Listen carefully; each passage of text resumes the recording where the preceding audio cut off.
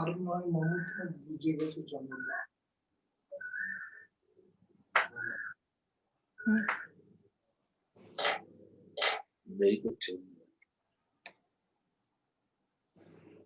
নমস্কার, আশা করি আপনারা ভালো আছেন, বাড়িতে আছেন, সুস্থ আছেন এবং লকডাউন মেনে চলছেন। একটা ঐতিহাসিক রাজনৈতিক সন্ধিক্ষণে পশ্চিমবঙ্গ দাঁড়িয়ে আছে, কারণ পশ্চিমবঙ্গের রাজনৈতিক ইতিহাসে আমরা দেখেছি যে সুদীর্ঘ সময় কংগ্রেসের রাজনীতির পরে তারপর দীর্ঘ 34 বছরের বামপন্থী জামানা এবং তাকে সরিয়ে মমতা বন্দ্যোপাধ্যায়ের পরিবর্তনের ডাক দিয়ে বাংলাকে বদলে দেবার কথা বলে তিনি 2011-এ আসলেন এবং 9 বছর পর এটা মানুষের কাছে সুস্পষ্ট যে পরিবর্তন আসেনি। বাংলা আরো পিছিয়ে গেছে এবং বাংলার যে দুঃখ ছিল, বাংলার ভাগ হবার দুঃখ এবং এখানে বাংলা পিছিয়ে যাবার যে দুঃখ, সেটা আরো বেড়েছে। সেটা মানুষের কাছে একটা অভিশাপ হয়ে দাঁড়িয়েছে। এই 9 বছর মমতার যে রাজত্ব, তাতে বাংলা ক্রমাগত পিছিয়ে গেছে এবং সব থেকে বড় সমস্যা এখানে অনেকগুলোর মধ্যে যেটা হয়েছে সেটা হচ্ছে যে কারণে বা যে পরিস্থিতিতে বাংলাকে ভাগ হতে হয়েছিল, সেই পরিস্থিতি আরো উগ্র হয়ে উঠেছে এখন। এবং এখানে এক তোষণমূলক রাজনীতি চলছে, দুর্নীতির সরকার, আইনের শাসন নেই, আরো বড় কথা গণতন্ত্র নেই। গণতন্ত্র নেই এই রাজ্যে এবং এটা শুধু আমাদের কথা নয়, এটা সাধারণ মানুষের উপলব্ধি, সাধারণ মানুষের কথা।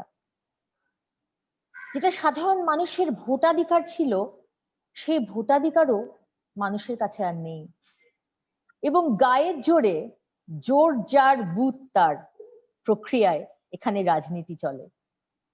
এবং আজকে যখন কথা বলছি তখন পরপর যে দুটি ন্যাচারাল এবং ন্যাশনাল ডিজাস্টার, প্রথমে ন্যাশনাল ডিজাস্টার করোনা এবং তারপরে ন্যাচারাল ডিজাস্টার আমফান, ঝড়, তাতে পশ্চিমবঙ্গের কয়েকটি ব্যাপার বেআব্রু হয়ে গেছে। পরিষ্কার হয়ে গেছে মানুষের কাছে যে এরকম আপৎকালীন অবস্থাতে বর্তমান সরকার তারা কিন্তু একেবারেই নির্ভরযোগ্য নয় এবং এই রাজ্যকে এগিয়ে নিয়ে যাওয়ার ব্যাপারে তারা একেবারেই ফেলিওর। তাদের উপর ভরসা করা যায় না এবং যেটা আরো বেশি প্রকট হয়েছে যখন দেখা যাচ্ছে যে মন্ত্রী, শান্তি, প্রশাসন বা পুলিশ তাদের কারোরই নিজেদের সিদ্ধান্ত নেওয়া বা কোনো ব্লুপ্রিন্ট দেখে এগিয়ে যাবে, তারা যে এগিয়ে যাবে সে পরিস্থিতি নেই এবং সমস্তটা সন্নিবেশ হয়েছে ক্ষমতা বলুন, সিদ্ধান্ত নেওয়া বলুন, আর যা যা কিছু করা উচিত সেই ব্যাপারে চিন্তা করা, এই পুরোটাই একজন মানুষের ওপর হয়েছে, সেটা হচ্ছে মমতা বন্দ্যোপাধ্যায়। তো এই যে পরিস্থিতি এবং এই পরিস্থিতির পরিপ্রেক্ষিতে আমাদের আজকের এই আলোচনা, এখানে কারোরই সন্দেহ নেই সব মানুষ অপেক্ষা করছে বিজেপির মুখের দিকে তাকিয়ে। আজকে সারা পশ্চিমবঙ্গে বিজেপি শুধু প্রধান বিরোধী দল তাই নয়, আজকে বিজেপি সাধারণ মানুষের কাছে একটা আশা ভরসার জায়গা হয়ে দাঁড়িয়েছে। বিজেপির ওপরে মানুষের আশা ভরসা যে আজকের এই অপশাসন সরিয়ে যত শীঘ্রই সম্ভব বিজেপি একটা সুশাসনের রাজ্য দেবে, এই ভরসা মানুষের মধ্যে শেষ ভরসা হিসেবে দাঁড়িয়েছে। সেই বিজেপির এই পশ্চিমবাংলার রাজ্যের প্রধান সভাপতি মাননীয় শ্রী দিলীপ ঘোষ মহাশয়, আমাদের খুব প্রিয় দিলীপদার কাছ থেকে আজকের নিরিখে এই যে ইতিহাসটা বললাম, একটা রাজনৈতিক সন্ধিক্ষণে আমরা দাঁড়িয়ে আছি এবং সেই সময়ে আমরা মাননীয় দিলীপদার থেকে আমরা জানবো, কোয়েশ্চেন করব তিনি কিভাবে দেখছেন এই সামগ্রিক ছবিটা। তার আগে দিলীপদার ব্যাপারে দু একটা কথা বলবো। শৈশব ও কৈশোর ঝাড়গ্রাম জঙ্গলমহলের অন্তর্গত গোপীবল্লভপুর ব্লকের অধীনস্থ ছোট্ট একটি জনপদ কুলিয়ানা গ্রাম। সবুজ বনানীতে মোড়া, কাশফুলে ভরা উড়িষ্যা সীমান্ত সংলগ্ন এই গ্রাম আজ বঙ্গবাসীর আকর্ষণের কেন্দ্রবিন্দুর কারণ। কারণ 1964 সালের 1 অগস্ট ঘোষ পরিবারে ঘর আলো করে এখানেই জন্মগ্রহণ করেন বিরল প্রতিভা সম্পন্ন বঙ্গমাতার দামাল ছেলে দিলীপ ঘোষ। 4 ভাইয়ের মধ্যে দ্বিতীয় দিলীপ ঘোষের পিতা স্বর্গীয় ভোলানাথ ঘোষ ইতিমধ্যেই পরলোকে গমন করলেও ছেলের কৃতিত্বে গর্বিত মাতা পুষ্পলতা দেবী আজও বর্তমান। পেশায় কৃষিজীবী ভোলানাথ বাবু কৃষিকর্মের পাশাপাশি একজন স্বনামধন্য সমাজসেবকও ছিলেন। তিনি পঞ্চায়েত সদস্য হওয়ার পর বিজেপির সদস্যপদ গ্রহণ করেন এবং জীবনের শেষ নিঃশ্বাস অবধি প্রবল আনুগত্যের সাথে বিজেপি দলের কার্যনির্বাহ করেন। সেই সুবাদে বলা যেতে পারে যে সমাজের প্রতি দায়বদ্ধতা দিলীপদার বংশগত। দিলীপদার অন্যান্য ভাইয়ের প্রত্যক্ষ বা পরোক্ষভাবে বিজেপির সাথে যুক্ত। আগাগোড়া পিঠে পাগল দিলীপদা আজও সুযোগ পেলে মায়ের কাছে চলে যান মায়ের আশীর্বাদ পুরনো আর পিঠে খাওয়ার টানে। প্রসঙ্গত উল্লেখ্য যে কুলিয়ানা গ্রামের বুক চিরে কলকল রবে বয়ে চলেছে শান্ত স্থিত সুবর্ণ রেখা, আর নদী বিধৌত এই অঞ্চল নদী যেন নদী তীরের মানুষগুলোর জীবনের স্বরলিপি। এই নদীতে মাছ ধরে আর সাঁতার কেটে শৈশব অতিবাহিত হয় প্রিয় দিলীপদার। ঠিক যেমন বিভিন্ন কাব্যিক ব্যঞ্জনায় নদী পেয়েছে ভিন্ন এক বহুমাত্রিকতার বিচিত্র রূপ, একইভাবে অনেক বর্ণের রেখাঙ্কন হলেন আমাদের দিলীপদা। আপাত নিরীহ শান্ত বিনম্র গ্রাম্য অথচ সুদর্শন বলিষ্ঠ দিলীপদা প্রয়োজনে হয়ে ওঠেন অমিত বিক্রম একজন জননেতা, যিনি সামনে দাঁড়িয়ে নেতৃত্ব প্রদানে অভ্যস্ত। নদী স্রোতস্বিনী তাই নদী বেগবান, জীবনে দ্বন্দ্ব আছে, অঙ্গীকার আছে, আছে চোখে স্বপ্ন তাই জীবন বৈচিত্র্যময়। এই আপ্তবাক্যের সেরা বিজ্ঞাপন আমাদের দিলীপ ঘোষ।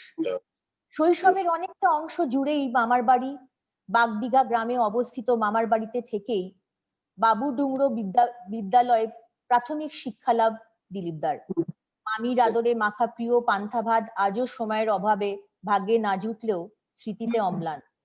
মামার বাড়িতে থাকা কালীন মাত্র 8 বছর বয়সেই সংঘের প্রতি আকৃষ্ট হয়ে বালক নাড়ু ওরফে দিলীপদা সেই 1972 সাল থেকেই আরএসএস এর শাখায় নিয়মিত যোগদান করেন বালক দিলীপ, হয়েছেন একজন স্বয়ংসেবক। মামার বাড়িতে থেকে কৃতিত্বের সাথে উচ্চ মাধ্যমিক পরীক্ষায় কৃতকার্য হয়ে স্বগৃহে প্রত্যাবর্তন করেন কিশোর দিলীপ। সেখান থেকে বাকি পড়াশোনা শেষ হতেই কৈশোরেই পাকাপাকি ভাবে গৃহত্যাগ করেন দিলীপ ঘোষ। আসলে যার চোখে আশৈশব সমাজ সংসারের স্বপ্ন দেশ মাতৃকার হাতছানি যে তাকে বিহ্বল করে তুলবে তার চিরাচরিত। বাবা মায়ের অনুমতি সাপেক্ষে তাদের আশীর্বাদ নিয়ে অকুতভয় দিলীপ এগিয়ে চললেন অজানার উদ্দেশ্যে। সদ্য যৌবনে পদার্পণ করা দিলীপ তৎকালীন প্রচারক শ্রী জয়দেব সিংহ রায় ও প্রান্ত প্রচারক কেশবচন্দ্র দীক্ষিতের সান্নিধ্যে মন্ত্রমুগ্ধ হয়ে সংঘের আদর্শে অনুপ্রাণিত হয়ে ততদিনে একজন স্বয়ংসেবক, যার পাকাপাকি আশ্রয় সংঘের নিবাস। সেই যে যাত্রার শুরু তা আজও চলমান। স্বপ্ন এখন বঙ্গমাতাকে এই অধঃপতনের থেকে রক্ষা করা, বাংলায় সুশাসন প্রতিষ্ঠা করা। যতদিন এই স্বপ্ন পূরণ না হচ্ছে একটাই মন্ত্র, চরৈবতী চরৈবতী। নমস্কার দিলীপদা, আজকে আমাদের এই অনুষ্ঠানে আসার জন্য। আপনাকে আমরা কয়েকটি প্রশ্ন করব, আমাদের সময় রয়েছে 6টা অবধি। আমি আমাদের অডিয়েন্স যারা দেখছেন ফেসবুক লাইভ তাদেরকেও বলবো যে আপনারা কোয়েশ্চেন করুন, আমি সরাসরি দিলীপদাকে আপনাদের কোয়েশ্চেন তুলে ধরবো। দাদা, আমার প্রথম প্রশ্ন, গতকাল রাজ্য বিজেপি একটি নতুন ক্যাম্পেইন লঞ্চ করেছে যার নাম আর নয় মমতা। এটা ঠিক কি, এবং আর ঠিক এই সময় দাঁড়িয়ে কেন এটা করা হলো একটু যদি বলেন। দেখুন, এই যে টিএমসি সরকার এখানে চলছে মমতা ব্যানার্জির নেতৃত্বে, তারা প্রথম 5 বছর পরিবর্তনের স্লোগান দিয়ে এখানে দায়িত্ব করেছিলেন। মানুষ আবার বিকল্প না পেয়ে তাকে প্রত্যাবর্তনও করেছিলেন। কিন্তু আগামী পরের 5 বছরের মধ্যে 4 বছর পার হতে হতে মানুষের জীবন ওষ্ঠাগত হয়ে গেছে। তাই লোকে এখন পরিত্রাণ চাইছেন। আর সেই পরিত্রাণের সময় আরো ঘনিষ্ঠ এসছে এই জন্য দুটি বড় বড় ঘটনা আপনি যখন প্রথম উল্লেখ করেছেন। করোনা ভাইরাসের আক্রমণের ফলে সারা সমাজে একটা ভয়ের পরিবেশ, খাদ্য বিভাগের অব্যবস্থা, স্বাস্থ্য বিভাগের অব্যবস্থা, সম্পূর্ণ প্রশাসন ডামাডোল হয়ে গেছে। আর এই সব সামলাতে সামলাতে আবার এই যে ঝড়ের ধাক্কা, তাতে একেবারে এই সরকার কুপোকাত হয়ে গেছে। তো তার অস্তিত্ব পাওয়া যাচ্ছে না। সাধারণ জিনিসগুলোর জন্য জল, বিদ্যুৎ, যাতায়াতের জন্য মানুষ হাহাকার করছে 7 দিন ধরে, তাদের কাছে দাঁড়াবার কেউ নেই। আমরা বেরিয়ে লোকের সঙ্গে দেখা করতে যাচ্ছি, সান্ত্বনা দিতে আমাদেরকে রাস্তায় আটকানো হচ্ছে, অপরাধীর মতো আমাদের সঙ্গে ব্যবহার করা হচ্ছে। আমাদের এমপিদেরকে কোয়ারেন্টাইনে নোটিশ দেওয়া হচ্ছে, আমাকে রাস্তায় আটকে দেওয়া হচ্ছে, কর্মীদের যেতে দেওয়া হচ্ছে না, নিজেরা করতে পারছেন না, কাউকে করতে দিচ্ছেন না। তার মানে এই সরকারের ইচ্ছাই নেই, মানসিক ইচ্ছা নেই এখন মানুষকে একটুখানি সুখ শান্তি দেওয়ার বা তাদের দুঃখ থেকে দূর করার। এ দেখে আমাদের মনে হয়েছে যে সরকারের থাকার দরকার নেই। মুখ্যমন্ত্রী অলরেডি সারেন্ডার করেছেন মাননীয় অমিত শাহর কাছে যে আপনার সরকারটাকে নিয়ে নিন। উনি বলেছেন না, যে সরকারকে মানুষ ভোট দিয়ে জিতিয়েছে তার 5 বছর থাকার অধিকার আছে। আর কোন সরকারকে অনৈতিক ভাবে, অগণতান্ত্রিক ভাবে আমরা কখনো ভাঙি না বা সরিয়ে দিই না। তো আপনাকেই পুরো দায়িত্ব নিতে হবে, আমরাও তাই মনে করি। কিন্তু এই যে আরো একটা বছর আছে, এই একটা বছর যে কিভাবে কাটবে মানুষের, সেই দুশ্চিন্তা থেকে আমরা আজকে বাধ্য হয়েছি রাস্তায় নামতে, আর নয় মমতা স্লোগান দিয়ে, যে অনেক হয়ে গেছে, দম বন্ধ হয়ে এসছে, এবার পরিত্রাণ চাই। তো সেই জন্য এই যে নতুন অভিযান আমরা শুরু করেছি আর নয় মমতা, এর পিছনে ওটাই, এই সরকারের যে অপশাসন, কুশাসন আর জনগণ বিরোধী যে ব্যবহার, যে ধরনের দুর্নীতি। আপনি ভাবুন, লোক খেতে পাচ্ছে না, মাসের পর মাস বাড়িতে বসে আছে, তাকে কেন্দ্র সরকার রেশন পাঠিয়েছে, রেশনটা পৌঁছে দেওয়ার তো ক্ষমতা নাই, উল্টো সে রেশন চুরি হয়ে যাচ্ছে। কত অমানবিক হলে একটা সরকার বা তার লোকেরা এরকম হতে পারে। এই সমস্ত নিদর্শন দেখে মানুষের মনে ক্ষোভ বিক্ষোভ, শুধু সাধারণ জনতা নয়, পুলিশ বিভাগের মধ্যেও ছড়িয়ে গেছে। পুলিশ রাস্তায় নেমে রাস্তা অবরোধ করছে, মিছিল করছে, বরিষ্ঠ অধিকারীদের সঙ্গে আর অমানবিক ব্যবহারও করেছেন পুলিশ কর্মীরা, কারণ তারা খুবই ক্ষুব্ধ। বিভিন্ন জায়গায় স্বাস্থ্য ব্যবস্থা ভেঙে পড়েছে, এমন দুরবস্থা, ডাক্তার নার্সরা হসপিটালে আসতে চাইছেন না। অনেক হসপিটাল এর জন্য বন্ধ হয়ে গেছে। অন্য রাজ্যে নার্সরা বাংলা ছেড়ে পালিয়ে যাচ্ছেন, কারণ তাদের কোনো সুরক্ষার ব্যবস্থা নেই, তাদের জীবনও সংকটে পড়েছে।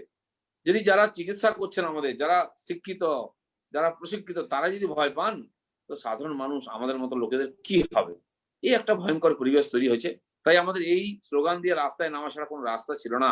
তাই আমরা মনে করছি যে এই ভারতীয় জনতা পার্টি পশ্চিমবঙ্গকে মুক্ত করতে পারবে, সুশাসন দিতে পারবে, সেই দায়িত্ব নেওয়ার জন্য আমরা রাস্তায় সাধারণ মানুষের কাছে এসেছি। দাদা, এই যে এতদিন ধরে তাদের একটা এটা জানানো হয়েছিল যে এরকম একটা ঝড় আসছে, তা সত্ত্বেও প্রশাসন ঠিক পদক্ষেপ নিতে পারলেন না কেন? কারণ এই সরকারের এবং মুখ্যমন্ত্রীর কোনো ব্যাপারে কোনো সিরিয়াস চিন্তা ভাবনা নেই। আপনারা একটু ফলো করলে দেখতে পাবেন, একাধিক ঘটনা হয়েছে। কেবল রাজনীতি করা, মিডিয়ায় থাকা। করোনা ভাইরাসের জন্য যথেষ্ট সময় পাওয়া গেছে প্রস্তুতি নিতে, অন্যান্য রাজ্য, দেশ সহযোগিতা করেছে, প্রধানমন্ত্রী নিজে আপিল করেছেন। কিন্তু মুখ্যমন্ত্রী ওদিকে না গিয়ে কোনো একটা মিটিং করেননি, সবাইকে নিয়ে কোনো সাজেশন নেননি। আমাদের না হয় নাই নিলেন, তার পার্টির যারা লোক আছেন, মন্ত্রিমন্ডল আছেন, সেক্রেটারি আছেন, তাদের নেননি। যারা এক্সপার্ট আছেন তাদের নেননি। কিছু লোকের একটা কমিটি ঘোষণা করে দায়িত্ব শেষ করেছেন, আর নিজের রাস্তা রাস্তায় ঘুরে বেরিয়েছেন, প্রশাসন না দেখে ছবি তুলেছেন। তার পরিণাম হয়েছে স্বাস্থ্য, খাদ্য, প্রশাসন সব বিভাগ ভেঙে পড়েছে। তার পরিণাম মানুষকে ভুগতে হচ্ছে, হাহাকার চলছে। ঠিক ঝড়ের ব্যাপারটা দেখুন, এই যে উপকূলবর্তী যে সমস্ত রাজ্যগুলি আছে আমাদের, সেই গুজরাট থেকে আরম্ভ করে ওদিকে কেরল, কর্ণাটক, তামিলনাড়ু এবং অন্ধ্রপ্রদেশ থেকে উড়িষ্যা, বাংলা, প্রত্যেক বছর কোথাও না কোথাও প্রাকৃতিক দুর্যোগ হয়, একাধিকবার হয়, একাধিক রাজ্যে হয়।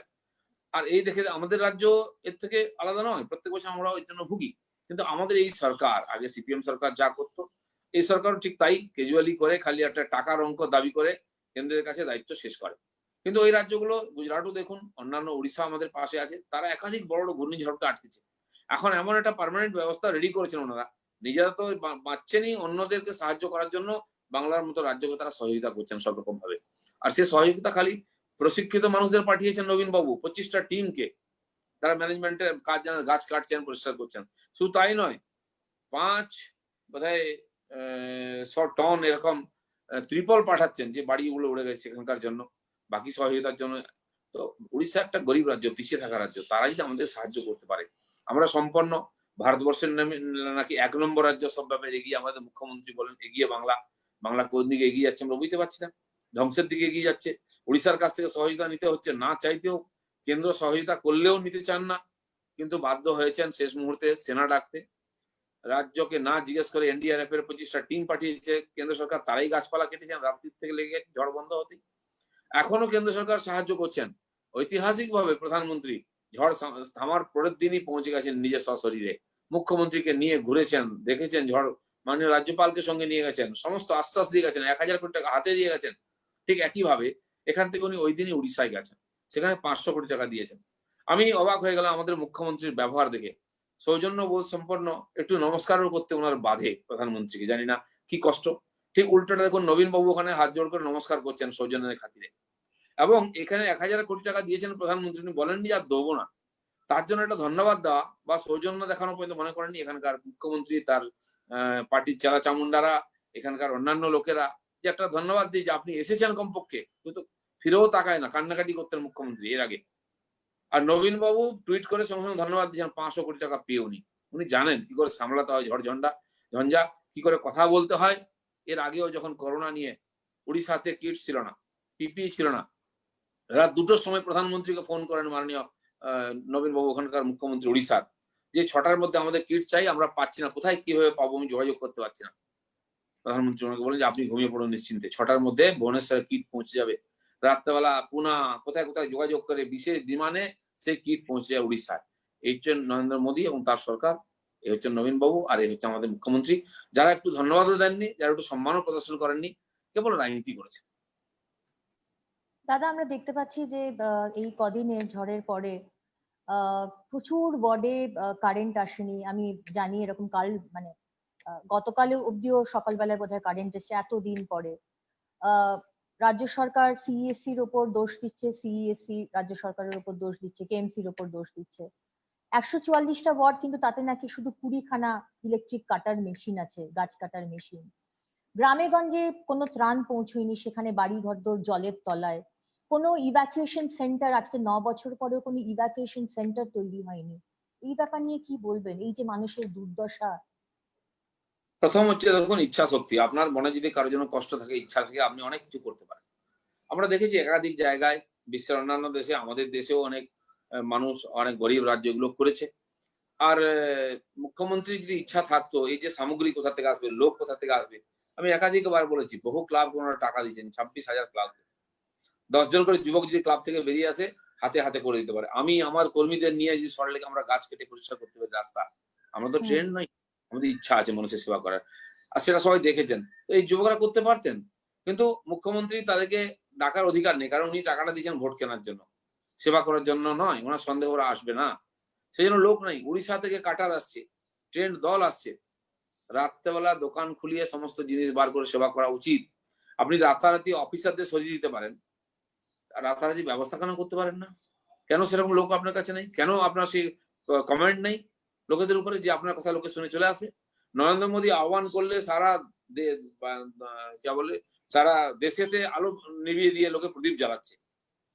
সারা দেশের কোটি কোটি লোক রাস্তায় বেরিয়ে এসে ঘন্টা বাজাচ্ছে, শঙ্করদের উলুধ্বনি করছে, হাততালি দিচ্ছে। আপনার কথায় লোকে আসে না কেন?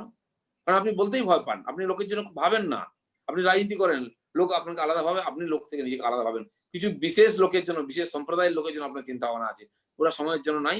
তাই আজকে সমাজ আপনার সঙ্গে নাই, সেই ভয়ের থেকে আপনি রাজনীতি করছেন, আমাদেরকে আটকাচ্ছেন, উল্টাপাল্টা তথ্য দিচ্ছেন, মানুষকে বিভ্রান্ত করছেন, পরস্পরকে দোষারোপ করে। এতে কিন্তু সমস্যার সমাধান হবে না। দাদা, আমার দ্বিতীয় প্রশ্ন, করোনার বিরুদ্ধে বাংলার মানুষ লড়ছেন, কেন্দ্রীয় সরকার তাদের এই লড়াইয়ে কিভাবে পাশে থাকছেন এবং তারা কি কি পদক্ষেপ নিচ্ছেন, সেটা যদি একটু জানান। দেখুন, সারা, আপনি বলছিলেন যেটা ন্যাশনাল ডিজাস্টার, এটা তো ইন্টারন্যাশনাল ডিজাস্টার। বিশ্বের কোনায় কোনায়, আর সবচেয়ে সভ্য উন্নত দেশগুলো সবচেয়ে বেশি তারা আক্রান্ত হয়েছে, ক্ষতিগ্রস্ত হয়েছে। সেই জন্য এটা উন্নত সমাজের সম্পন্ন লোকেদের অসুখ এক প্রকার। ভারতবর্ষেও সেই রাজ্যগুলোতে ইফেক্ট বেশি, যে রাজ্যগুলোতে উদ্যোগীকরণ হয়েছে, ইন্ডাস্ট্রিয়ালাইজেশন হয়েছে, বিদেশের সঙ্গে যাতায়াত বেশি আছে, যেরকম মহারাষ্ট্র আছে, গুজরাট আছে, মধ্যপ্রদেশ আছে, ইন্ডাস্ট্রিয়াল বেল্ট গুলোতে সবচেয়ে বেশি অ্যাটাক হয়েছে, কারণ ওখান থেকে বিদেশে যাতায়াত। চীনেও সবচেয়ে বড় ইন্ডাস্ট্রিয়াল যে শহর, ওখান থেকেই এটা ছড়িয়েছে, আর ওখানকার সঙ্গে সারা দুনিয়ার সঙ্গে যোগাযোগ, ইটালি বলুন, জার্মানি বলুন, আমেরিকা বলুন, ওখানে ছড়িয়েছে। তো সেই জন্য যেখানে কম হয়েছে ধরে নিতে হবে ওরা পিছিয়ে থাকা রাজ্য, সেই জন্য কম ছড়িয়েছে। এবং আমাদের এই যে এখানে মৃত্যুর হার বেশি পশ্চিমবাংলায়, আর সুস্থ হওয়ার হার কম, এটা হচ্ছে এখানকার যে মেডিকেল ডিপার্টমেন্ট তার অপদার্থতা।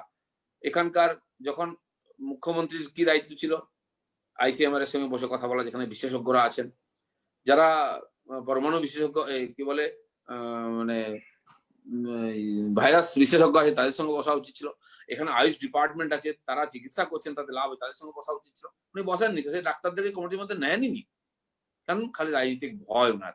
কেন্দ্র সরকার প্রথমেই মাননীয় মোদীজি জানুয়ারি মাসে 7 তারিখ চীন ঘোষণা করে এরকম ভাইরাসের কথা, উনি 8 তারিখ ওখানে মিটিং করেন, টাস্ক ফোর্স তৈরি করেন, তখন আমাদের দেশে রোগী পাওয়া যায়নি, জানেন না কি ওই ভাইরাস সম্বন্ধে।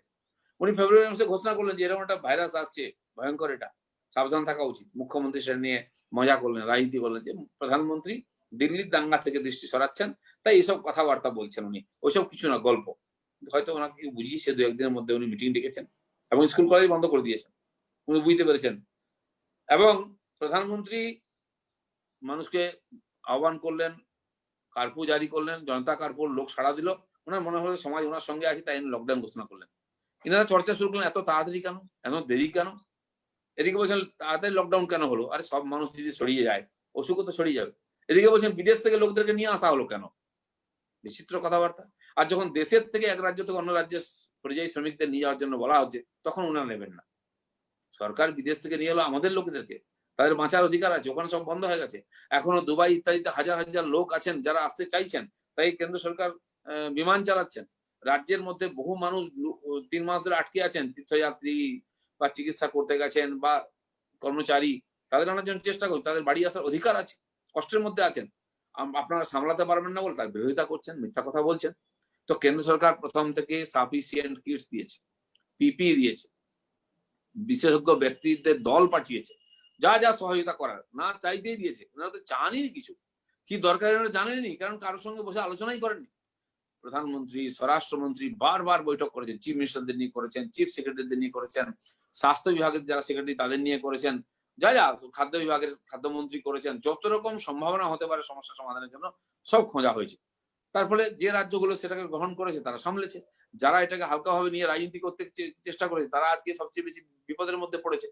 আজকে দুটো ধাক্কা আমরা খেয়েছি, এটা তো কারো হাতে নেই, দুটোরই প্রাকৃতিক বিপদ মনে করতে হবে, এটা কাউকে বলে আসে না। কিন্তু আজকে আধুনিক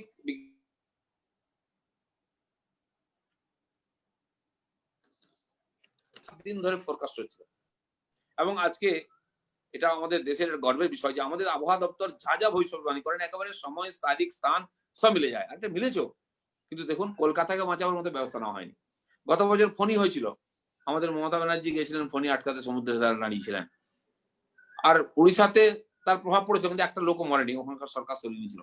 আমাদের এখানে দেখুন বলছে 2 লক্ষ লোক, 5 লক্ষ লোক, এখন বলছে 8 লক্ষ লোক সরিয়েছেন, সমস্ত কিছু ভিত্তিহীন। তারপরেও 90 জন লোক মারা গেছে, সেটা ওনারাই বলছেন। এতগুলো লোকের প্রাণে কোনো মূল্য নেই। কলকাতার রাস্তাকে আপনি 7 দিনে সচল করতে পারছেন না, মানে কি কি সম্ভাবনা হতে পারে বিপদের, তার জন্য সমাধানের রাস্তা আগে থেকে কোনো চিন্তা ভাবনা হয়নি, আর এখন আতান্তরে পড়ে গেছেন। বাকিদের সহযোগিতা ছেড়ে দিন, আমাদের তো জিজ্ঞেসই করেন না কিছু, বাড়ি থেকে বেরোতেই দেন না, কেস দিয়ে দিচ্ছেন। তাদের পার্টির যারা এমএলএ আছেন, মন্ত্রী আছেন, তাদেরকে ডাকা হয়নি, তাদের মতামত নেওয়া হয়নি। তাহলে আমরা কি করে আশা করতে পারি যে সরকার আন্তরিক আছে এই সমস্যা সমাধানের জন্য? এখান থেকেই সন্দেহ হচ্ছে। এই আপনার এই আনসারটা থেকেই দাদা আমার তৃতীয় প্রশ্ন, যে সবসময়তে দেখেছি আমরা এই বিপদের দিনেও রাজ্য ও কেন্দ্রের মধ্যে একটা সবসময়তে টানাপোড়েন চলছে। কখনো সেটা যেরকম আপনি বললেন পিপি নিয়ে, কখনো কেন্দ্রীয় টিম আসা নিয়ে। আমার প্রশ্ন যে সবসময়তে মাননীয়ার কেন্দ্রের সাথে এই বিরোধিতা কেন? What is the problem? কেন সবসময়তে উনি এরকম বিহেভ করেন? আমরা তো পাশের রাজ্যে উড়িষ্যাতে দেখেছি একটা খুব কনজিনিয়াল বিহেভিয়ার, কিন্তু এইখানে সব ব্যাপারে উনি বিরোধিতা কেন করেন? এটা পশ্চিমবাংলার একটা রাজনৈতিক অসুখ। সিপিএম আমলেও তা 34 বছর ধরে ওটা করেছে, কেন্দ্রের বিরুদ্ধে লড়াই, কেন্দ্রের বিরুদ্ধে লড়াই, দুনিয়ার বিষয় নিয়ে লড়াই। বাংলায় এই যে এত পরিযায়ী শ্রমিক হয়েছে, কেন হয়েছে? পশ্চিমবাংলাতে একসময় সারা দেশের লোককে চাকরি দিত, ব্যবসার সুযোগ দিত, সারা দেশ থেকে লোকেরা এখানে আসতো। আজকে এখান থেকে আমাদের ছেলেরা সারা দেশে ছড়িয়ে পড়েছে। বিভিন্ন রাজ্যে লক্ষ লক্ষ শ্রমিকরা আটকে আছেন, বাড়ি আসার চেষ্টা করছে। কারণ কি? এই যে গত 40 বছর কেবল রাজনীতি হয়েছে, কর্মসংস্থানের ব্যবস্থা হয়নি, মানুষকে কাজ দেওয়ার চেষ্টা হয়নি, নতুন উদ্যোগ হয়নি, নতুন কৃষিকে উন্নত করার চেষ্টা হয়নি, পশ্চিমবাংলার ট্যুরিজমকে উন্নত করার চেষ্টা হয়নি। কোনো তথ্য আপনি পাবেন না ওই সাইডে এই সরকার। আগের সরকারও তাই করেছে, এই সরকারও সেটাকে করে নিয়ে যাচ্ছে। রাজনীতি যখন বিপদে পড়ে যাবেন, কেন্দ্রের বিরুদ্ধে লড়াই করে মানুষকে বিভ্রান্ত করবেন। তার পরিণাম হয়েছে আজকে লক্ষ লক্ষ ছেলেকে পরিযায়ী শ্রমিক হতে হয়েছে। সিপিএম আর টিএমসির এটা অবদান। লক্ষ লক্ষ ছেলেকে ঘর ছাড়া করে দিয়ে তারা আজকে মাইগ্রেন্ট লেবারের টিকিট কেটে আজকে বাড়ি ফিরছে। আর এই যে সমস্যার গোড়ায় না গিয়ে খালি রাজনীতি করার অভ্যাসটা, তার পরিণাম এটা হয়েছে। আমাদের যদি এই রাজ্য চেষ্টা করতো, উড়িষ্যাকে দেখতে পাতো। উড়িষ্যাও তো বিজেপি সরকার নেই, আমাদের বিরোধী সরকার আছে। সেখানে বিজেপি এসছেন, প্রধানমন্ত্রী গেছেন, সেখানকার সমস্যা নিয়ে কথা হয়েছে, কেউ রাজনীতি কথা বলেনি। আর আমাদের মুখ্যমন্ত্রীর মাথায় প্রথম থেকে রাজনীতি। যেদিন রাত্রেবেলা ঝড় চলছে, উনি নবান্নে বসে আছেন, ঘন্টায় ঘন্টায় ফেসবুক লাইভ করছেন, আর সেখানে কি বার্তা দিচ্ছেন? রাজনীতি করবেন না। আরে রাজনীতি কেউ যদি করে আপনার কি যায় আসে? লোক তো আপনাকে কাজ করার জন্য মত দিয়েছে, বহুমত দিয়েছে, 5 বছরের সময় দিয়েছে। আপনি কাজ করুন না। রাজনীতি যদি আমার করার থাকে আমি করবো। আপনি কেন রাজনীতি করছেন? আপনি তো কাজ করার কথা। প্রথমে কোনো রাজনীতি চিন্তা আসছে, মানে আপনার মাথায় রাজনীতি ছাড়া কিছু থাকেই না। তাই রাত্রেবেলা 12টার সময় রাজনীতি কথা বলছেন আপনি। আর যদি আপনার রাজনীতি করার ইচ্ছা না থাকতো, আপনি সত্যি সত্যি সুন্দর ব্যবস্থা করে সবাইকে নিয়ে আজকে সমস্যা সমাধান করতে পারতেন। আর আপনি কেবল রাজনীতি করেন বলে আপনাকে কেউ বিশ্বাস করে না, জনগণ করে না, বিরোধী পার্টি করে না, আপনার পার্টির লোকেরাও করে না। তার পরিণাম হয়েছে আজকে পশ্চিমবাংলার সমস্ত প্রশাসনটা ভেঙে গুঁড়িয়ে গেছে।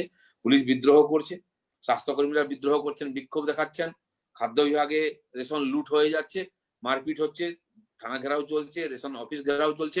450 ডিলারকে সাসপেন্ড করে তাদের দোকান বন্ধ করে দেওয়া হয়েছে রেশনের।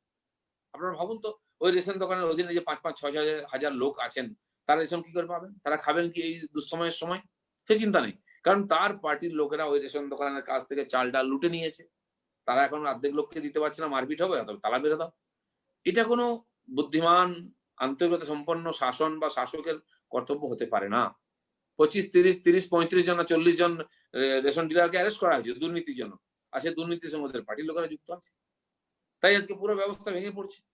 যারা যোগ্য সিনিয়র মন্ত্রী এমএলএ আছেন, ওনার নিজের পার্টির, তাদেরকে জিজ্ঞাসা করে না, খোঁজই নেওয়া হয় না। আমরা তো অভিযোগ করি, লোকে বলছে বিরোধীরা তো বলবেই, দিলীপ ঘোষ তো বলবেই। আজকে সাধারণ পার্টির মতো লোকেরা কেন বলছেন এই কথা? পরস্পরের মধ্যে বিশ্বাস নেই, কমিউনিকেশন নেই। এরপরেও সুশাসন আমরা কি করে আশা করতে পারি? এরপরেও কি করে বাংলার মানুষ যে সেবা পাবে, বিপদ মুক্ত হবে, কি করে আশা? দাদা, আমরা একটা কোয়েশ্চেন নেব।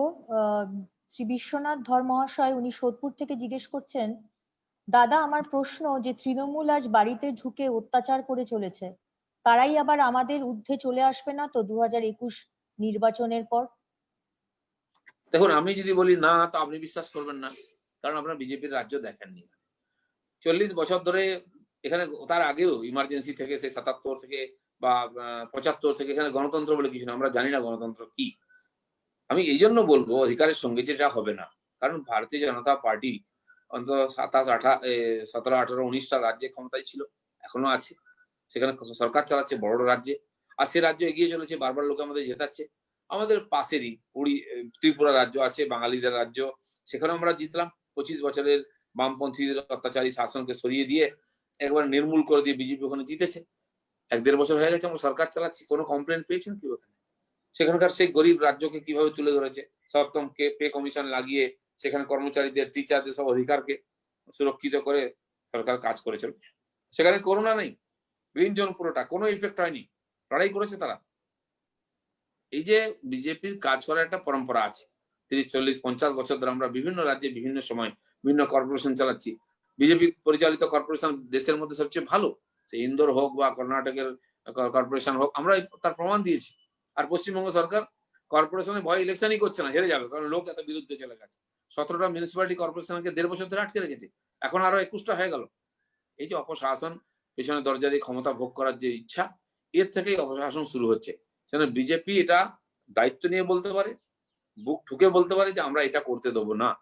এবং মাননীয় মোদীজি 6 বছর হয়ে গেল এই সরকার, এনডিএ সরকার, আপনারা দেখুন দুর্নীতি আছে, তাকে আমরা নির্মূল করেছি। অপশাসন, গণতন্ত্র হত্যা, যাই বলল লোকেরা, কোনো প্রমাণ দিতে পারবে না। এমনকি মিডিয়াকে নিয়ে বলাচ্ছে আমাদের মমতা ব্যানার্জি এখানে গণতন্ত্রকে কবর দিয়ে দিয়েছেন।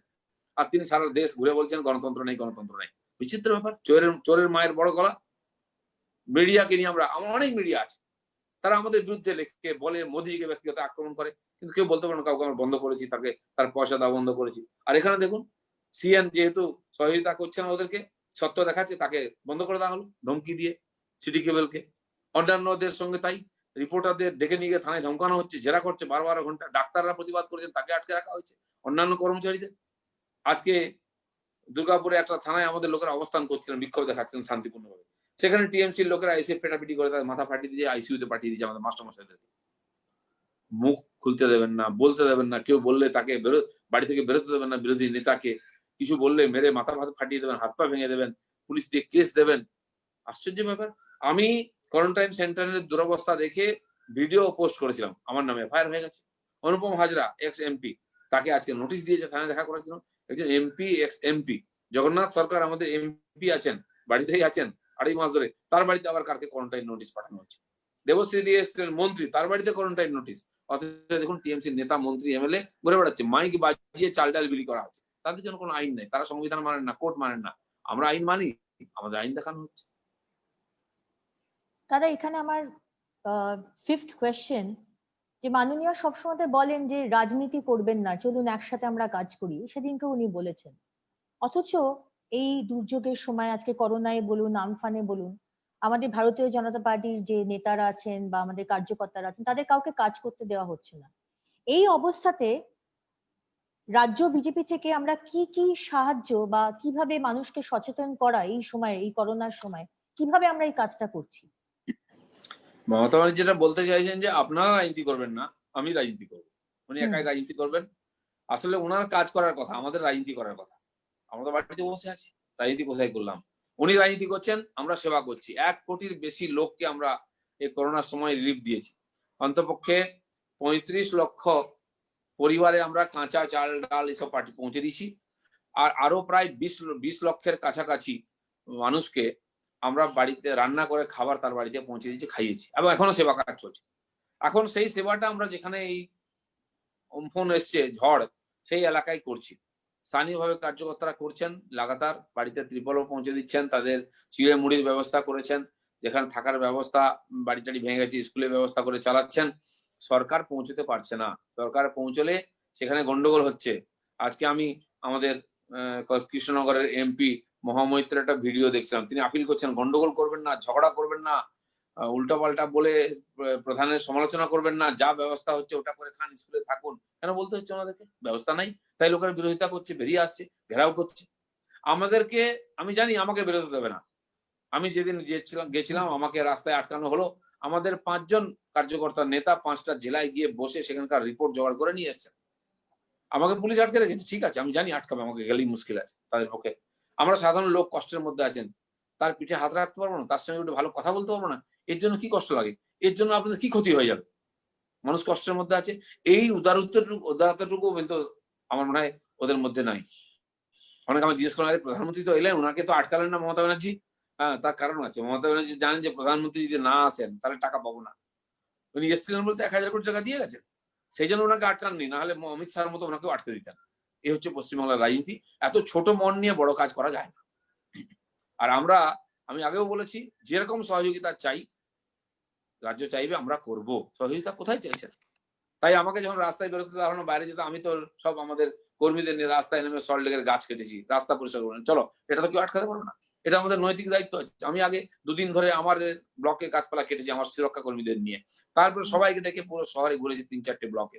আমরা করেছি আমাদের দায়িত্ব, আমরা করতে চাই, আমাদের কর্মীরা করছেন। তাদের নিজের বাড়ি উড়ে গেছে, সেই কর্মীও যার বাড়ি ভেঙে গেছে তাকে খাওয়াচ্ছে গিয়ে। এই কালচারে বিজেপি আছে। সারা ভারতবর্ষে আমরা 1 কোটির বেশি লোককে সহায়তা করবো ভেবেছিলাম করোনাতে, তো 5 কোটি লোকের কাছে আমরা পৌঁছে গেছি। ওয়েস্ট বেঙ্গলে আমরা 30 লক্ষ পরিবারে পৌঁছবো ভেবেছিলাম, 35 লক্ষ পরিবারে পৌঁছেছি। আর 1 কোটি লোককে আমরা সহায়তা করেছি। এবং এই যে ঝড় এসে মানুষ যে কষ্ট পাচ্ছেন, সেখানেও আমরা অন্তপক্ষে 15,000 ত্রিপল জোগাড় করেছি, যেখানে মানুষ পৌঁছায়নি, বাড়ি ভেঙে গেছে। এই যে বৃষ্টি হচ্ছে, এই যে রোদ হচ্ছে, কি করে থাকবে? গ্রামের মানুষ, তাদের মধ্যে আরো মুরগি, ছাগল, গরু এইসব নিয়ে থাকেন, সমস্ত প্রাণী যারা কষ্ট পাচ্ছে, তার থেকে যতটুকু সহায়তা করার, কষ্ট দূর করার চেষ্টা আমরা করছি। দাদা, প্রিয়াঙ্কা ব্যানার্জি উনি প্রশ্ন করছেন আপনাকে আমাদের হাসনাবাদে এখনো জলমগ্ন। সাধারণ মানুষের জন্য কিচ্ছু করছে না এই সরকার। এখন মানুষের এই সমস্যা থেকে কিভাবে মিটবে? মানুষের এই সমস্যা কিভাবে মিটবে?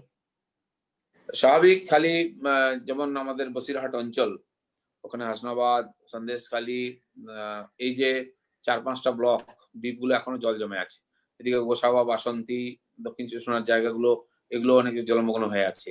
কাকদ্বীপ, ওদিকে গঙ্গাধরপুর থেকে আরম্ভ করে পাথর প্রতিমার বিস্তীর্ণ এলাকায় জল আছে। গঙ্গাসাগর তো ভয়ঙ্কর অবস্থা, এখন ওখানে কারেন্ট নেই নেই বলে ওখানকার বরাবর আমাদের কাছে ইনফরমেশনও আসছে না, ভিডিও আসেনি। প্রচুর গাছপালা ভেঙে পড়ে গেছে, বাড়িঘর উড়ে গেছে, খুব খারাপ অবস্থা। তো এখানে স্বাভাবিক আমরাও এরকম মনে করিনি যে সরকার সবকিছু রাতারাতি করে দেবে। সরকার তো করতে পারে না, সমাজকে সঙ্গে নিতে কি অসুবিধা আছে? সমাজের লোকেরা করতে চান। ভারতবর্ষের লোকেরা আমেরিকায় যেখানে থাকেন, ক্যালিফোর্নিয়া অঞ্চলে, সেখানে প্রায় বছরই ঝড় হয় এবং ঝড়ের সময় সরকার চেষ্টা করে বহু লোককে নিয়ে যায়। একাধিকবার এরকম হচ্ছে, সব মানুষ গাড়ি নিয়ে বেরিয়েছেন, রাস্তা জাম হয়ে গেছে, পালাতে পারেননি, বাড়িঘর উড়ে গেছে, খাবার নেই। ভারতীয়রাই গিয়ে প্রথম ওখানে সেবা কাজ করেছেন, সরকারি সহযোগিতা আসেনি। আর ভারতবর্ষের মানুষের মধ্যে এই সেবা করা, পরস্পরকে সহায়তা করা একটা আমাদের রক্তের মধ্যে আছে। এটা আমাদের সংস্কার, সংস্কৃতি, এটা আমাদের ধর্ম। এখানেও তাই মানুষ যে নিজে খেতে পারছে না, অন্যের খাওয়ার কথা চিন্তা করছে। তো সমাজকে কেন আগ্রহ করছেন না? কেন যারা সেবা করতে চায় তাদেরকে যেতে দিচ্ছেন না? যেতে দিচ্ছেন না কেন? কেবল রাজনীতি দেখবেন, মানুষের জীবন কষ্টকে দেখবেন না? সেন আমরা আমাদের কার্যকর্তাদেরকে বলেছি কাজ করতে, তারা নিজেদের যে ছোট ছোট সামর্থ্য নিয়ে ছোট ছোট এলাকায় কাজ করছেন। অন্ততপক্ষে 25টা বিধানসভাতে আমরা যেখানে ইফেক্ট হয়েছে সেখানে এই ধরনের ক্যাম্প চালাচ্ছি। কোথাও মানুষরা এসে আছেন, কোথাও কোথাও বাড়িঘর ভেঙে গেছে, তারা খাবার নিয়ে যাচ্ছেন, খেয়ে যাচ্ছেন।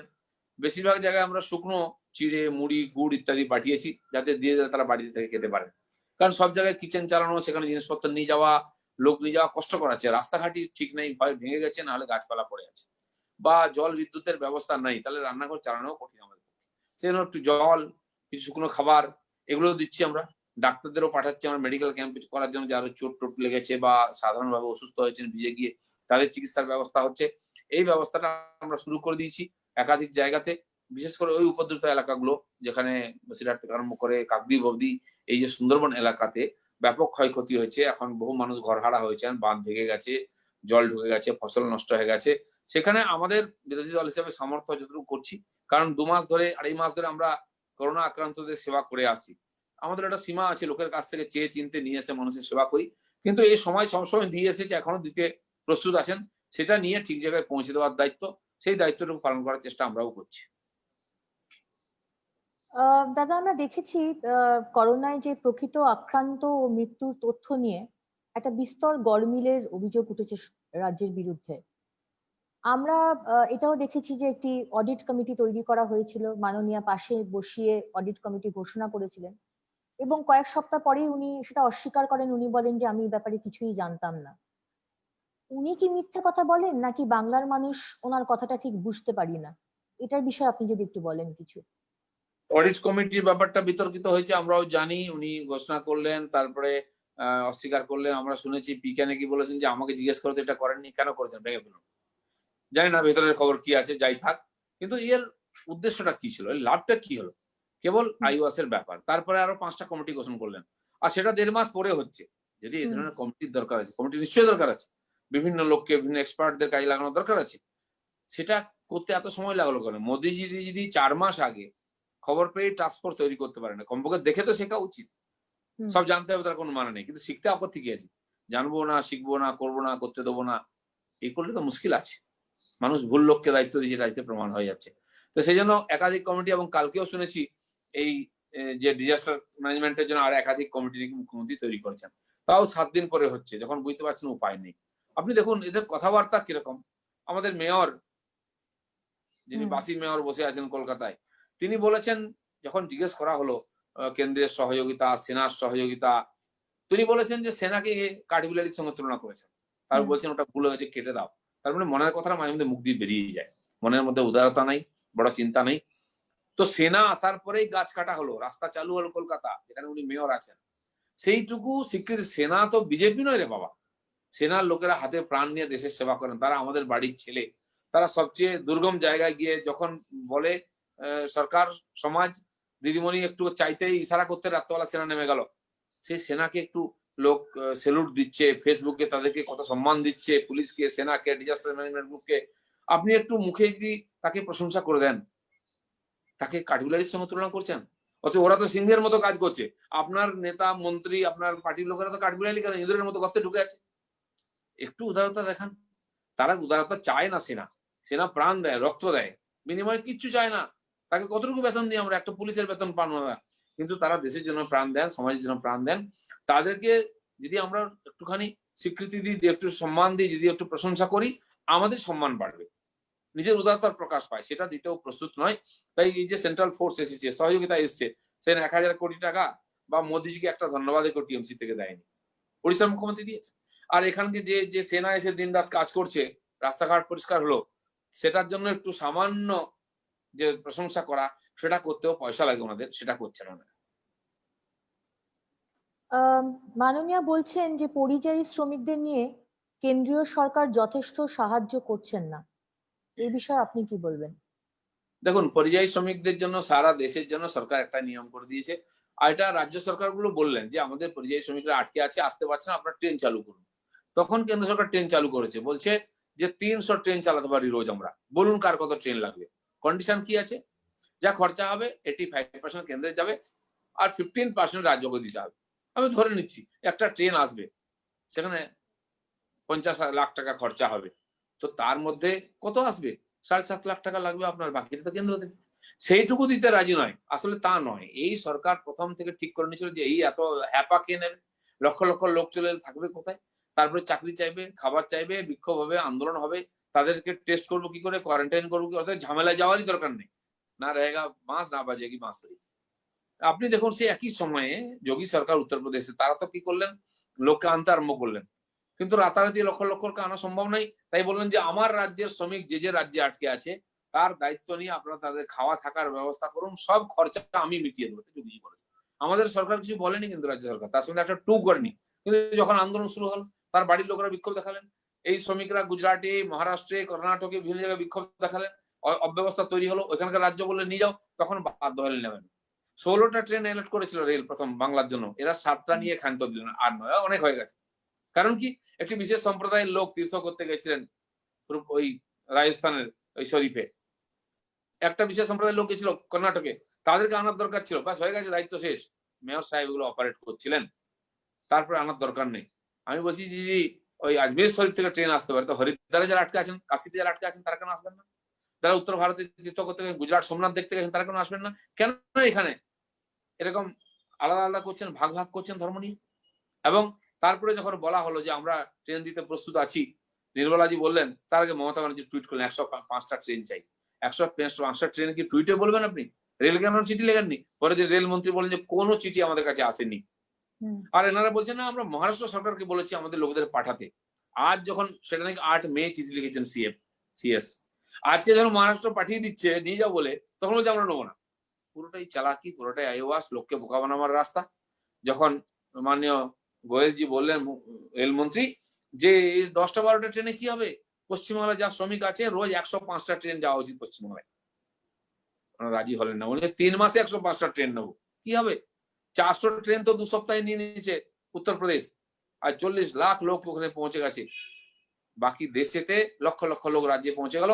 আর যখন আমাদের শ্রমিকরা দেখছেন যে আমার ডান দিকের লোক, আমার বাঁ দিকের লোক বিহার চলে গেল, উত্তরপ্রদেশ চলে গেল, মধ্যপ্রদেশ চলে গেল, আমার সরকার আমাকে দেখছে না, তখন তারা বাধ্য হয়ে রাস্তায় বেরিয়ে পড়েছেন, বাচ্চা কাচ্চা নিয়ে হাঁটতে হাঁটতে রাস্তায় অসুস্থ হচ্ছে, মারা যাচ্ছে। যে গাড়ি যা পেয়েছে, ট্রাক বাস, তাতে উঠে চলে আসছে, অ্যাক্সিডেন্ট হয়ে মারা যাচ্ছে।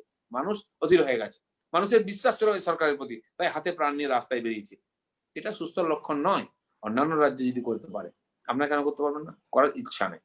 যে শ্রমিকরা নিজেরা এসেছেন, তাদেরকে আটকে রাখা হয়েছে। আমাদের ঝাড়গ্রামের ওখানে জঙ্গলের মধ্যে বাস আটকে দিয়েছে সকাল থেকে, না টেস্ট হচ্ছে, না একটু জল আছে, না কিছু আছে। তারা আমাদেরকে ফোন করছেন, আমরা পুলিশকে ফোন করেছি, ছাড়ুন ওদেরকে। ওরা বলছে না, বাস ছাড়বো না, তোমরা হেঁটে জঙ্গলের ভিতর দিয়ে চলে যাও। এটা কোনো মনুষ্যত্বের কথা হলো? এটা মানবিকতা? কোনো সরকারি আধিকারিক কথা বলতে পারে? কিন্তু এটা বাস্তব, তাই হয়েছে।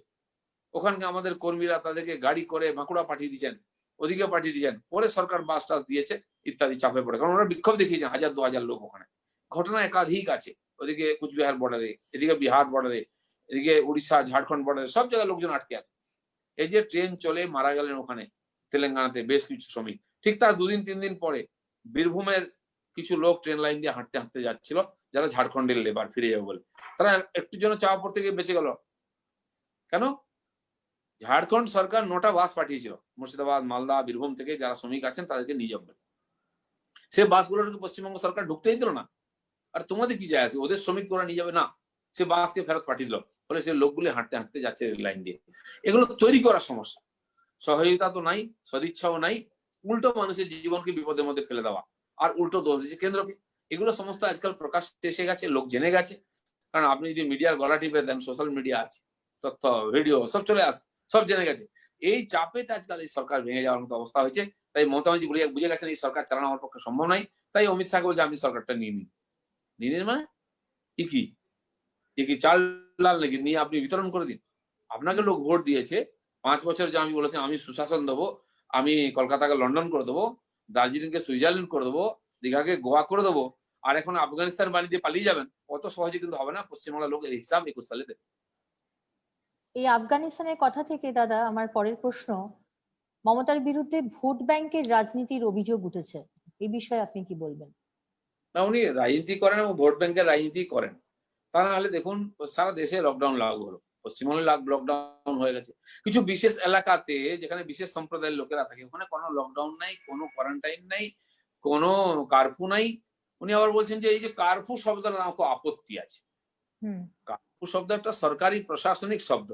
কারফিউ মানে রাস্তায় কেউ বেরোবে না, তার একটা নিয়ম নীতি আছে। আপনি অন্য জিনিস বলে সেটা বোঝাতে হবে লোককে। কি করে বোঝাবেন? না, মোদীজি বলেছেন ওটা মানা চলবে না। আরে আপনি কিছুই মানছেন না। লকডাউনটা ভাঙলো কে প্রথম? পশ্চিমবাংলায় মমতা ব্যানার্জি 1 মাস ওদের রাস্তায় ঘুরেছেন, তার সমস্ত নেতারা রাস্তায় ঘুরেছেন। এইখানে পরেশ পালের মতো নেতারা মাইক বাজিয়ে আমাদের কাদাপাড়াতে সারাদিন ধরে চাল ডাল বিতরণ করে মোচ্ছব করছেন। লকডাউন, কলকাতা রেড জোন, কেউ প্রশ্ন করছে না। দিলীপ ঘোষ যদি রাস্তায় বেরিয়ে পড়েছে 4 জনকে নিয়ে, তখনই মুশকিল হয়ে যায়, লকডাউন ভেঙে যাচ্ছে ভয়তে। এই যে মানসিকতা না মানার, সেই জন্য পশ্চিমবাংলায় কোথাও লকডাউন হয়নি। আর এই ভয়টা ওনার আছে যে উনি মানছেন না, কেউ মানবে না, তাই বাইরে থেকে লোক আনবেন না, তাহলে ঘুরে বেড়াবে, ছড়াবে তো। আমাদের লোকেরা যারা বিপদের আছেন, রাস্তায় মারা যাওয়ার সমস্যার সমাধান হবে, এটা করছে সারা দেশে। পশ্চিমবঙ্গের লোকেরা সহায়তা করে, রিস্ক নেবেন না, একটু সাহস দেখাবেন না, তাহলে কেন সরকার চালাচ্ছেন? ছেড়ে দিন, সত্যি সত্যি ছেড়ে দিন। নির্বাচন হোক, মানুষ ঠিক করুক কে থাকবে সরকারে। দাদা একটা কোয়েশ্চেন, সীমান্ত দাস উনি লিখছেন, নমস্কার, I am staying at Jodhpur, Rajasthan. My question is, when BJP will come to government in West Bengal, BJP will be able to give us job in West Bengal? দেখুন, আজকে যে পরিযায়ী শ্রমিকরা আসছে তারা কোথা থেকে আসছে? পশ্চিমবাংলার লোকেরা গিয়ে বিজেপি শাসিত রাজ্যে কাজ করছে, যেখানে আমরা একাধিক বছর রাজস্থান, গুজরাট, মহারাষ্ট্র, মধ্যপ্রদেশ, ছত্তিশগড়, কর্ণাটক সেখানে চাকরি করছে। আর ওখান থেকে আসার জন্য হই হচ্ছে, কারণ বিজেপি রাজত্ব করে। দিল্লি বিজেপি শাসন ছিল বা আছে, সেখানে জব ক্রিয়েশন হয়েছে, সেখানে ইন্ডাস্ট্রি এসছে। আপনি একটা সাধারণ হিসাব দেখুন, গত এই মমতা ব্যানার্জি সরকার আসার পর থেকে বিজনেস সামিট শুরু করেছেন। উনি হিসাব দিয়ে দেখেন 40 লক্ষ কোটি টাকার নাকি এমওইউ সই হয়েছে। এই টাকাটা ইনভেস্ট হবে, কবে হবে? 14 লক্ষ কোটি টাকা। আমি বলছি 14 লক্ষ কোটি টাকা ছেড়ে দিন, 14,000 কোটি টাকা ইনভেস্ট হয়েছে। কোথায় হয়েছে দেখান, কোন কোন ইন্ডাস্ট্রি হয়েছে, কত জব ক্রিয়েশন, কত লোক চাকরি পেয়েছে? কিছু না। উনি বিধানসভায় বলেন যে 90 লক্ষ লোককে নাকি উনি চাকরি দিয়েছেন। অন্য ওয়েবসাইটে কোথাও আপনি পাবেন না যে কোন ডিপার্টমেন্টে কতজন চাকরি পেল। তাহলে এরা চাকরি কোথায় পেলো? আমি বললাম চাকরি তো পেয়েছে এরা, পশ্চিমবঙ্গের লোকই চাকরি পেয়েছে, গুজরাটে পেয়েছে, মহারাষ্ট্রে পেয়েছে, মধ্যপ্রদেশে, কর্ণাটকে পেয়েছে, যেখানে বিজেপি রাজত্ব সেখানে কি চাকরি পেয়েছে। আর উনি শ্রেয় নিচ্ছেন, এত লোককে চাকরি দিয়েছে। বেকার সমস্যা সমাধান হচ্ছে পশ্চিমবাংলার গুজরাটে গিয়ে। তাই উনি যখন স্লোগান দিয়েছেন বিজেপি এটাকে গুজরাট বানাতে চায়, মানে দাঙ্গা করতে চায়, আমি বলছি হ্যাঁ গুজরাটই বানাবো আমরা। কারণ আমাদের ছেলেপুলেরা কেন 3000 কিলোমিটার দূরে গিয়ে গুজরাটে চাকরি করবে, পশ্চিমবাংলায় চাকরি করবে? কারণ চাকরি করার, ইন্ডাস্ট্রি করার জন্য আর চাকরির জন্য একটা পরিবেশ তৈরি হয়। আজকে আইন শৃঙ্খলাই নেই। কারখানার মালিককে কারখানার মধ্যে পোস্টে বেঁধে গায়ে কেরোসিন তেল ঢেলে জ্বালিয়ে দেওয়া হলো হাওড়াতে। এরপরে বলুন কোনো মালিক আসবে এখানে? তার টাকা পয়সাও যাবে, তার প্রাণও যাবে। সে না, আপনাকে আইন শৃঙ্খলা আনতে হবে।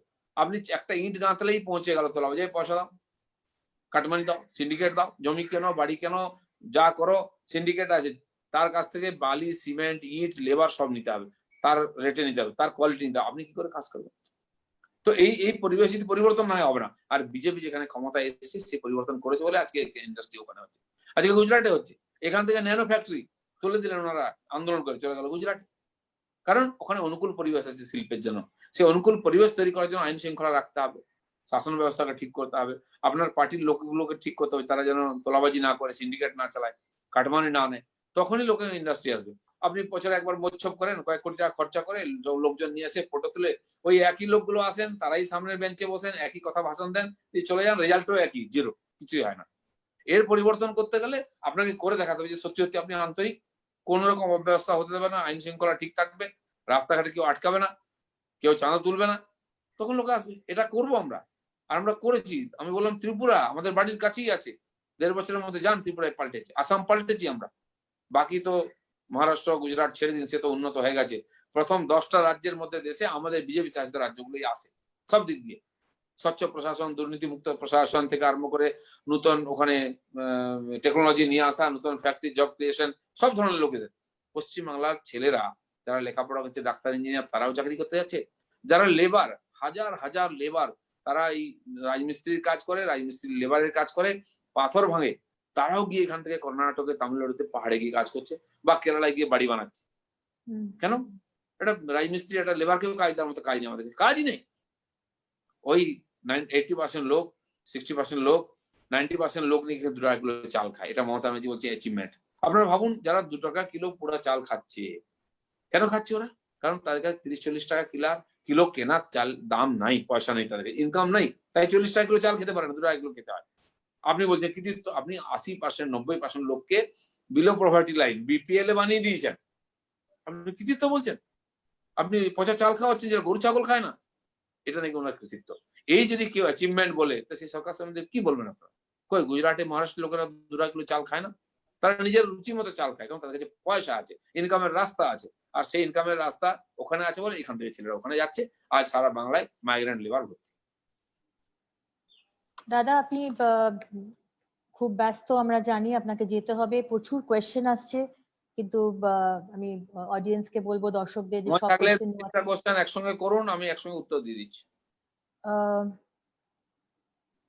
এখানে একটি প্রশ্ন আসছে দাদা, কার্তিক মাহাতো, উনি বলছেন, দাদা আমাদের ঝাড়গ্রাম জেলায় সাঁকরেল ব্লকের বিডিও তৃণমূলের ব্লক সভাপতির মতো কাজ করছে, আমাদের পঞ্চায়েত প্রধান আছে কিন্তু কোনো কাজ করতে দিচ্ছে না, কি করব? ঠিকই বলেছেন, আমাদের পশ্চিমবাংলায় বিডিওরা, ওসিরা টিএমসির ব্লক প্রেসিডেন্টের মতো ব্যবহার করেই। আর তার কারণ, যে কয়েকটা আমরা জিতেছিলাম পঞ্চায়েত সমিতি, তার মধ্যে বোধহয় সাঁকরাইল একটা, আমাদের গোপীবল্লভপুর আছে, আর একটা আমাদের এখানে মেদিনীপুরের আমার এলাকার মধ্যে আরেকটা আছে। তো সেই দুটো তো আমাদের বানাতে দেয়নি, কোর্টে গিয়ে তারপরে সে সমিতি তৈরি হয়েছে। বিডিও নিজে গোপীবল্লভপুরে আমাদের সমিতি চেয়ারম্যান থাকা সত্ত্বেও তাদের বাদ দিয়ে টিএমসির নেতাকে ডেকে নিয়ে এসে মেলা উদ্বোধন করছে, বিডিও জঙ্গল মেলা। ঠিক সেরকম কেশিয়াড়িতে আমাদের, সেখানে আমরা পঞ্চায়েত সমিতি জিতেছি। 18 এপ্রিলে পঞ্চায়েত ইলেকশন হয়েছে, 19-20 2 বছর হয়ে গেল, এখনো বোর্ড তৈরি করতে দেওয়া হচ্ছে না। কোর্ট জাজমেন্ট দিয়েছে করার জন্য, 3 বার ডেট দিয়ে পিছিয়ে গেছে। এটা গণতন্ত্র মানে না, সংবিধান, কোর্ট কিছুই মানে না। সেই জন্য এর কাছ থেকে কিছু আশা করতে পারি না আমরা। সেই জন্য আর নয় মমতা স্লোগান দিয়েছি আমরা, এই সরকার যতদিন থাকবে গণতন্ত্র থাকবে না, এখানে মানুষের কোনো অধিকার থাকবে না, সংবিধানও থাকবে না। সরকারকে বিদায়ী করে এখানকার সমস্যা সমাধান করতে হবে। দাদা, আমার শেষ প্রশ্ন আপনার কাছে, যে এই করোনা এবং আমফানের এই দুর্যোগের পরে সারা বাংলার মানুষ, এই যে লড়াই, এটা কেমন হওয়া উচিত? এই বাংলাকে ঘুরে দাঁড়ানোর যে লড়াই, সেটা কেমন হওয়া উচিত? দেখুন, এটা কোনো নতুন নয়, এরকম বড় বড় সংকট সারা দুনিয়ায় এসছে, আমাদের পশ্চিমবঙ্গে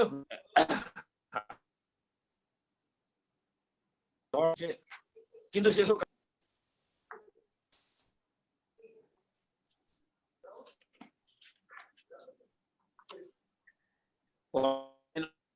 বিশ্বযুদ্ধ লড়েছে, ক্ষয়ক্ষতি,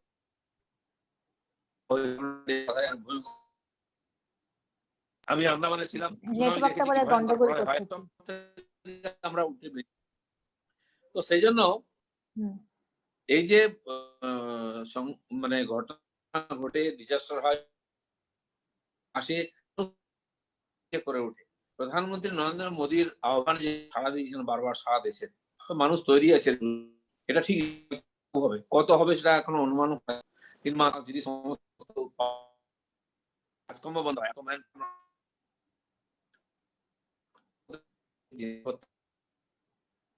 মানে যেটা হবে কি দুর্মূল্য হবে, জিনিসপত্র পাওয়া যাবে না, বিদেশ থেকে যেসব কাঁচামাল আসতো এখানে কারখানা চলতো সেগুলো আসা বন্ধ হয়ে গেছে। অতি সাধারণ জিনিস যেগুলো আমরা চাই সেগুলো টানাটানি পড়বে, এসব হবেই। তো ক্ষয়ক্ষতি হবে, কিন্তু মানুষ যার জন্য এগুলো করেছি, মানুষকে বাঁচিয়ে রাখা। মানব সম্পদ সবচেয়ে দামি, তারাই পৃথিবীকে গড়েছেন, তৈরি করেছেন, সভ্যতাকে তারাই তৈরি করবেন। তার উপর ভরসা যেটা নরেন্দ্র মোদী আমাদের কাছে বলছে, তাদের পুরস্কার মোদী দিয়েছে। আজকে বিশ্ব স্বাস্থ্য সংস্থাতে ভাইস প্রেসিডেন্টের চেয়ার দিল আমাদের ডক্টর হর্ষবর্ধনকে, এই দেশকে সম্মান দিচ্ছে। ডোনাল্ড ট্রাম্প থেকে অস্ট্রেলিয়া পর্যন্ত সবাই চাইছেন মোদীর নেতৃত্ব, তার সহযোগিতা।